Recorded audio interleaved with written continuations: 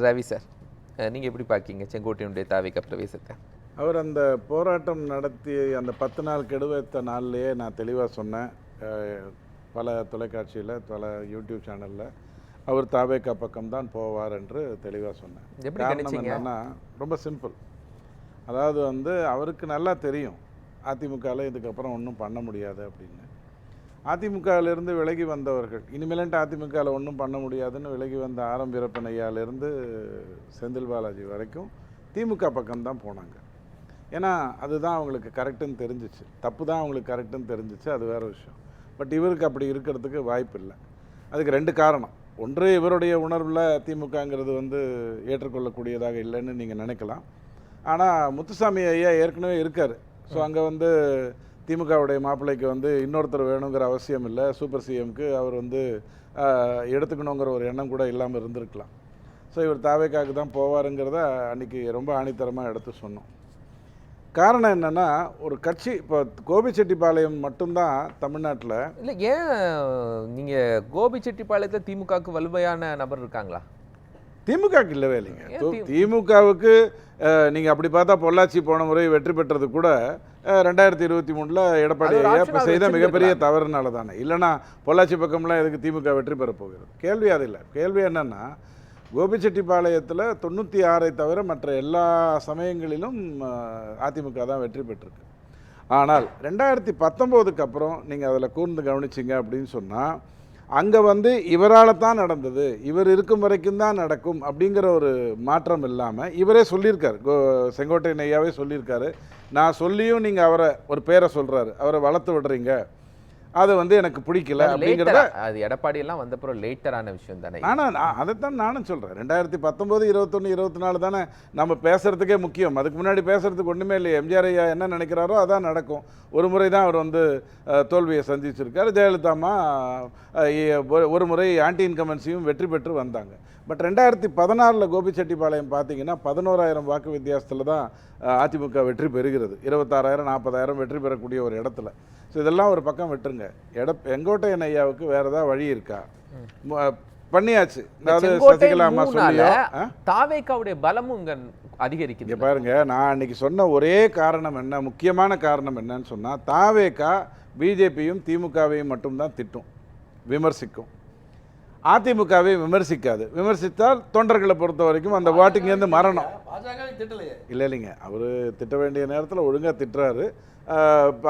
சட்டசபை தேர்தலுங்கிறதுனால அதிகமாக திமுகவை பற்றி பேசுகிறாரு. 2029 என்ன பண்ண போகிறாருங்கிறத இந்த வாக்கு வரதை வச்சு நம்ம பாஜக தான் செங்கோட்டையன் அவர்களை விஜய் பக்கம் அனுப்பி இருக்கு அப்படின்னு தனியார் சொல்றாரு. நான் அதுக்கு வரேன், கடைசியாக அந்த பாயிண்ட்டுக்கு வரேன். ஏன்னா நீங்கள் ரொம்ப கவனமாக பாருங்க. அந்த பேட்டி கொடுத்த உடனே அப்போ செங்கோட்டையன் அங்கே ரெபல் பண்ணுறாருன்னு உடனே எங்கள் ரவி என்ன சொல்லிட்டாரு, வலதுசாரி ஆதரவாளர், பிஜேபி ஆர்எஸ்எஸ்னுடைய நலனுக்காக வாழ்நாளெல்லாம் போராடுறவர் சொல்கிறார், செங்கோட்டையனை வரப்போற இடம் தாவேகா முடிவு பண்ணிட்டாங்க.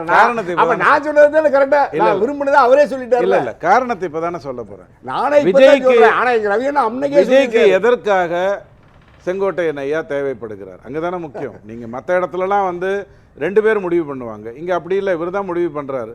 விஜய்க்கு எதற்கு தேவை அப்படின்னு கேட்டா, பாஜகவையும் திமுகவையும் நான் விமர்சித்துக்கிறேன், அதிமுகவை நான் விமர்சிக்க முடியாது. நீங்களும் அதிமுகவை விமர்சிக்க போகிறதில்ல. நீங்கள் எடப்பாடியை துரோகி துரோகி துரோகின்னு சொல்ல போகிறீங்க. யாருக்கு துரோகம் பண்ணாருன்னு கேட்டால் ஏதாவது உத்தமம் இருக்கா, மிக நல்லவருக்கா, ஹரிச்சந்திரனுக்கா, மகாத்மா காந்திக்கா, யாருக்குன்னு கேட்டால் அதுக்கு மட்டும் உங்களுக்கு சொல்ல தெரியாது, அது வேறு விஷயம். ஸோ நீங்கள் எடப்பாடியை விமர்சித்தாக வேண்டும். அதற்கு யார் உங்ககிட்ட வருவாங்க? இங்கேருந்து தான் வந்தாகணும். யார்? செங்கோட்டையன் ஐயா தான் வந்தாகணும். அதை வைத்து தான் அன்றைக்கி நான் சொன்னேன். ஏன்னா அவர் ஒரு ஊர்வலமாக பேட்டி கொடுக்கக்கூடியவர் அல்ல. செங்கோட்டையன் ஐயாவுக்கும் விஜய் ஐயாவுக்கும் ஒரு வித்தியாசம் இருக்குது. விஜய் ஐயா 15 நிமிஷத்துக்கு மேலே பேச மாட்டார். செங்கோட்டையன் ஐயா பேச வேண்டிய நேரம் தவிர எங்கேயுமே பேச மாட்டார். ரொம்ப ஸ்ட்ராங்காக பைண்டிங் இருக்கும், ஃபெவிகால் மாதிரி ஒட்ட வச்ச 2 பேரும். விஜய் பத்திரிகையாளர் சந்திக்க மாட்டார், இவரும் பத்திரிகையாளர் சந்திக்கிறது இல்லைங்க. யாரையுமே சந்திக்க மாட்டார், ஆமாம் தான் இருப்பார். நீங்கள் சொன்னது பயணத்தை திட்டமிடுவதற்கு ஒரு ஆள் வேணும் அப்படிங்கிற மாதிரியான ஒரு சூழ்நிலை. ஒரு சிம்பிளான ஒரு சின்ன கேல்குலேஷன், செங்கோட்டையனுடைய அரசியல் முதிர்ச்சி, விஜயோடைய ஃபெமிலியாரிட்டி, இந்த 2 சேர்ந்துனா பாஜக, அதிமுக, திமுக இதெல்லாம் ஒரு வீழ்த்துற ஒரு கெப்பாசிட்டியாக உருவாயிடும். 2024 குமாரபாளையம் தவிர வேற எங்கேயுமே பிஜேபி அதிமுகவுடைய வாக்கு திமுகவை விட அதிகமாக இல்லை. ஈரோட்டு தொகுதியில் 6 தொகுதியிலையும் இவருக்கு வந்து இவர் சொன்னால் அங்கே வாக்கு வரும் அப்படின்னு நீங்க பேசுறதாக இருந்தால் 2021 மொடக்குறிச்சி குமாரபாளையம் தவிர வேற எங்கேயுமே அதிமுக வெற்றி பெறல. தங்கமணியுடைய ஏரியால குமார பாருங்க, செங்கோட்டையன் ஐயா பற்றி பேசிட்டு இருக்கும்போது அதற்கு பிறகு அப்படி பார்த்தா எடப்பாடியே அவரிடம் இருந்து வந்தவர் தாங்கிறதுனால நீங்க அதை பேசவே கூடாது. குமாரபாளையம்ங்கிறது தங்கமணியுடைய ஏரியா, அங்க எப்படி செங்கோட்டையனை தங்கமணி அனுமதிப்பாரு? ஈரோடு கோபிச்செட்டிப்பாளையம் அப்படிங்கிறது 83 நான் முதல்ல இதுக்கு கோபிச்செட்டிப்பாளையத்துக்கு போறேன். எனக்கு அந்த ஊர் எவ்வளவு பிரம்மாண்டமா அழகா இருந்ததுங்கிறது எனக்கு தெரியும். அதிலிருந்து செங்கோட்டையன் ஐயாவை பற்றி தெரியும், தொடர்ந்து வெற்றி பெற்று கொண்டிருக்கிறவர்னு தெரியும். அதை மட்டும்தான் நான் உங்ககிட்ட பேச விரும்புகிறேன். திருப்பூரை எடுத்துக்கிட்டீங்க அப்படின்னு சொன்னால் எல்லா தொகுதிகளிலும் வெற்றி பெறுது. கோபிச்செட்டிப்பாளையத்தில் மட்டும் இதில் வந்து வெற்றி பெறலை. இதில் அந்த 2 பேருடைய வாக்குகளை சேர்த்து பார்த்தீங்கன்னா 2024 கோபிச்செட்டிப்பாளையத்தில் இல்லை. ஸோ இது எல்லாமே செங்கோட்டையன் ஐயா 2012 அமைச்சரவையிலிருந்து ஜெயலலிதா அம்மா நீக்கிய பிறகு அவருடைய வேகம் கொஞ்சம் கொஞ்சமாக பஞ்சர் ஓட்ட ஆரம்பிச்சாருங்கிறது என்னுடைய கருத்தாக இருந்தது. இது ஒரு தொகுதிக்குள்ள நீங்க கணக்கிடுறீங்க. ஆனா ஜெயலலிதாவுக்கு ரூட் மேப் போட்டவர் அப்படிங்கிற அடிப்படையில் தமிழ்நாடு முழுவதும் அவருக்கு ஒரு செல்வாக்கு அவர் தனியாக பறந்து விரிந்து இருக்கிறார். ஒரு நிமிஷம், அங்க இருக்கக்கூடிய அதிமுக தொண்டர்கள் நிர்வாகிகள் எல்லாம் ஒரு விஜய் கூட தாவேகா கூட கனெக்ட் பண்றதுல செங்கோட்டையனுடைய பணி மிக முக்கியமானதா இருக்குங்க. செங்கோட்டையன் ஐயாவுடைய 52 வருடத்தை நீங்க வந்து வெறும் டூர் பிளானிங்கோட சுருக்குறீங்கன்னா, அந்த டூர் பிளானிங்கில் கூடவே இருந்தவர் தான் எடப்பாடி ஐயா. அதை இத்தனை நேரத்துக்கு அவர் கிரகிச்சிருப்பாரு, கொண்டு வந்திருப்பாருங்கிறத 2021 பார்த்துட்டோம், 24 பார்த்துட்டோம், 26 பார்த்துட்டோம், அது ஒன்றும் 25 பார்த்துட்டோம், அது ஒன்றும் பெரிய விஷயம் இல்லை. கேள்வி என்னன்னு சொன்னால், இவரால் அந்த ஏரியாவை தவிர வேற இடத்துல இம்ப்ரெஸ் பண்ண முடியுமா, வியூகளை வறுக்க முடியுமா, இட்ட பணியை தெளிவாக செய்யக்கூடியவர் செங்கோட்டையன். ரொம்ப குறைத்து செங்கோட்டையனை மதிப்பிடுறீங்க சார். கே மணிமாறன், அரங்கநாயகம், இங்க எல்லாத்துட்டையுமே அரசியல் கற்ற செங்கோட்டையன், அது ரொம்ப முக்கியமான விஷயம். அது நீங்க அவர் ரொம்ப எஸ்டிமேட் ரொம்ப கம்மியா பண்றீங்களா? திமுக உங்களுக்கு சாதகமாக தான் சொல்றேன். ஏன் அப்படி அண்டர் எஸ்டிமேட் பண்றாருன்னா, அவர் போய் சேர்ந்துருக்க இடம் பாத்தீங்களா, அரசியல் கூட எழுத தெரியாத இடம் கூட இல்ல. ஆனந்த் கிட்ட, ஆதவர்ஜினா கிட்ட இடம் கூட இல்ல விதம், ராஜ்மான் இந்த இன்னொரு தம்பி அருண்ராஜ் கிட்ட, அரசியலே தெரியாதவங்க கிட்ட போய் கை கட்டி நிக்கிறாரு. இல்ல நான் வந்து ஒரு விதத்துல சொல்லி, எடப்பாடியும் சின்னவர் தான். அன்று எஸ்பி வேலுமணியா இருக்கட்டும், தங்கமணியா, எல்லாரும் சின்னவங்க. இல்ல ஒரு விஷயம் நீங்க எப்போதுமே முன்னாடி போறதா இருந்தா இல்ல கோபால், நீங்க வந்து படம் ஓடாது. நீங்க சின்னவர் பெரியவர்ங்கிற அடிப்படையில மற்ற எடப்பாடியோடையும் கொண்டு போய் எப்படி விஜயோடையும் ஆதவர்ஜனாவோடையும் நிர்மல்குமாரோடையும் இவங்களோட ஒப்பிடுவீங்க? இல்ல நான் வந்து அதை வேற விதமா கொண்டு வர நினைக்கிறேன் தனியார் செய்ய. நீங்க வந்து இந்த சின்னவர் பெரியவர் விஷயத்துக்குள்ள வராதீங்க. அந்த கூவத்தூர்லேருந்து வெள்ளம் வந்த உடனே அவர் என்ன சொன்னாரு, கட்சி ஒருங்கிணையணுங்கிறதுனால தான் நான் தலைமை பொறுப்பை ஏற்கலை. அவர் பேர் இருந்ததா இல்லையா? முதல்வருக்கு அவர் பேர் இருந்தது, இன்னொருத்தர் வந்து இன்னும் 3 பேர், எடப்பாடி ஐயா இன்னும் 3 பேர் தானே இருந்தது. கட்சி ஒருங்கிணையணுங்கிறதுனால தான் அதை பண்ணலைன்னு சொன்னார். ஈரோடு தேர்தல் இடைத்தேர்தல் முடிந்து, முதல் தேர்தல் முடிந்த உடனேவே தோத்ததுக்கு அவர் காரணமாக சொன்னதே பிஜேபி இருக்கும் வரை சிறுபான்மையினர் வாக்கு வராதுன்னு தான் அவர் சொன்னார். அப்புறம் அவர் எங்கேருந்து போய் நிர்மலா சீதாராமன் அம்மா கிட்ட பேசி வியூகம் வளர்த்து இந்த இடத்துல வந்து நிற்க போகிறாருங்கிறத கொஞ்சம் யோசிங்க. சின்னதாக முரண்பட்டவர் தான் செங்கோட்டையன், அதில் எந்த மாற்று கருத்தும் நீங்கள் யோசிக்கவே வேணாம். அது என்னங்க, ஜெயலலிதா அம்மா படம் மட்டும் அவர் வச்சிருக்காரு. அப்படியா இருந்தாலும் அவருடைய விசுவாசம் எம்ஜிஆர் ஐயா காலத்திலேருந்தே வரணும் இல்லை. அப்போ எம்ஜிஆர் ஐயா படத்தை புறக்கணித்து விட்டு ஜெயலலிதா அம்மா படத்தை வச்சுக்கிட்டாருன்னு நான் குற்றம் சாட்டலாமா? நாளைக்கு விஜய் படத்தை அவர் வைத்துக்கு விட்டால் அது தப்புன்னு நீங்க சொல்லுவீங்களா? ஒரு கட்சியில் இருந்துகிட்டு ஒரு எடப்பாடி பழனிசாமி வரைக்கும் ஜெயலலிதா அவர்களுடைய படத்தை தான் வச்சிருக்காங்க. என்னங்க எடப்பாடி பழனிசாமி செங்கோட்டையன் ஐயா 52 வருடத்தை பத்தி பேசுறோங்க. அதுக்கப்புறம் நீங்க தானே இப்ப சின்னவர்னு சொன்னீங்க, அதுக்கப்புறம் வந்தவர் தானே இவரு. அதுல ஒன்றும் கேள்வியே இல்லையே. நான் என்ன கேட்கிறேன், படம் வைத்தது ஒரு விமர்சனமாக இருந்தால் அது ஒரு விமர்சனமே இல்லைங்கிறதோட நான் நிறுத்திக்கிறேன். நீங்க எதுக்காக வேணாலும் படத்தை வச்சுக்கோங்க. கேள்வி என்னன்னா, அப்புறம் தான் துண்டு இருக்க மறைக்கிறதுக்கு அதுல என்ன கேள்வி இருக்கு? அதுல ஒரு கொடுமையா, ஒன்று கட்சி மாறியாச்சு. அம்மா படத்தை வச்சுக்கிட்டு விஜய்க்கும் துரோகம் பண்றாரு. அணைஞ்சிட்டு நீங்க எதையும் கவனமா பாருங்க, செங்கோட்டையன் தலைவர்கிட்ட சொல்லி நடவடிக்கை எடுங்க. இல்லை நான் இப்படி வந்துடுறேன். அதாவது வந்து கூவத்தூரில் இருக்கும்போது அவர் சொன்னது என்னங்கிறது எல்லாருக்கும் தெரியும். 2012 அவர் அமைச்சரவையில் இல்லை. அவர் பெருசாக எதிர்ப்பு குரல் எதையுமே வைக்கவே இல்லை.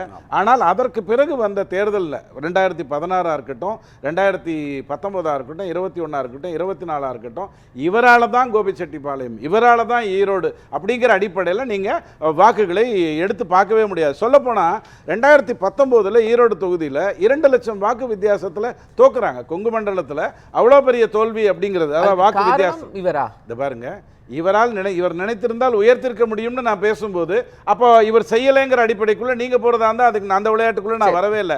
ஒண்ணு மட்டும் சொல்றேன், கரை வேட்டியை வேணால் இவர் மாத்துவாரு, ஆனால் கரை படைந்த வேட்டியை இவர் போட்டுக்கல. அது என்னால உறுதியா சொல்ல முடியும், அதுல மாற்று கருத்தே இல்லை. ஆனால் பிஜேபிக்கு இதுல வேட்டினா என்ன, கரைப்படிந்த வேட்டினா என்ன? இப்ப அரசியலில் கரைப்படைந்த வேட்டி அப்படின்னு சொன்னா குற்றச்சாட்டுகளுக்கு உள்ளாருது, ஊழல் குற்றச்சாட்டுகளுக்கு உள்ளாருது, வேற விஷயங்கள்லாம் பேசுறது, அதெல்லாம் பயில்வான் ரங்கநாதனும் மற்ற காந்தராஜும் பேசிக்கிட்டோம். கேள்வி என்ன அப்படின்னா, அதிமுக ஊழல் செய்ததுங்கிற வார்த்தையை அவர் பயன்படுத்துறாரு. சரி, நீங்க ஒண்ணு புரிஞ்சுக்கோங்க, அதை அவர் பயன்படுத்தலாமா? பயன்படுத்தியிருந்தால் இவ்வளவு நாள் அங்க இருக்கலாமா? சரி சார், நீங்க ஒரு அரசியல்ல நீங்க எதுக்கு இருக்கீங்க? ஊழலை அகற்றுவதற்காக, எதேச்ச அதிகாரங்களை அகற்றுவதற்காக, இதுக்கெல்லாம் தான் நீங்க இருக்கீங்க. இன்னி வரைக்கும் நீங்க எதேச்ச அதிகாரத்தை ஒத்துக்கொண்டீங்க அப்படின்னு நான் எடுத்துக்கிறேன். ஏன்னா எடப்பாடியை மதிச்சு உள்ள இருந்தீங்க, அதுக்கப்புறம் வெளில வர்றீங்க. ஊழலையும் மதிச்சு உள்ள இருந்திருக்கீங்களா? இல்ல, அவர் எம்ஜிஆர் ஆட்சி காலத்திலிருந்து ஜெயலலிதா வரைக்கும் ஒரு நல்ல ஆட்சியை கொடுத்திருக்காங்கன்னு தானே சார் சொல்றாரு. ஊழல் அதிமுகவில் வந்திருக்குங்கிற வார்த்தையை இன்னைக்கு மத்தியானம் அவர் பயன்படுத்தியிருக்காரு. அது யாரை வச்சு சொல்றாரு? அது எடப்பாடி பழனிசாமி கூட இருந்தீங்கல்ல. யாரா இருந்தானுங்க, அதிமுகங்கிற கட்சி தானங்க முக்கியம். நீங்க தானங்க அதுல அமைச்சராக இருக்கீங்க, ஒரு அமைச்சராகவும் இருக்கீங்க, ஒரு பெரிய ஏரியாவுடைய தொண்டராகவும் தலைவராகவும் இருக்கீங்க.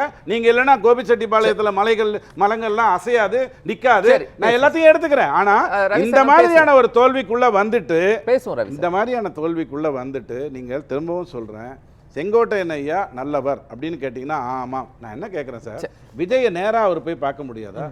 புஷி ஆனந்தை பார்த்து விட்டு தான் போய் பார்க்கணுமா?